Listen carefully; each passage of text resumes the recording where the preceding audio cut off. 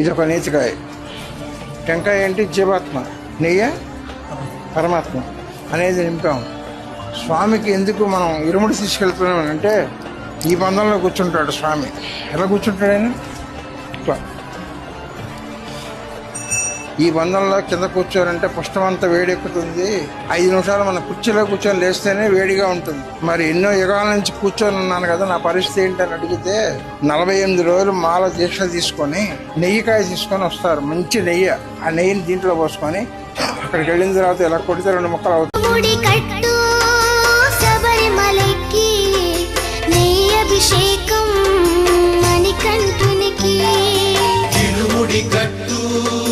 శబరిమలకి నెయ్యభిషేకం Manikanta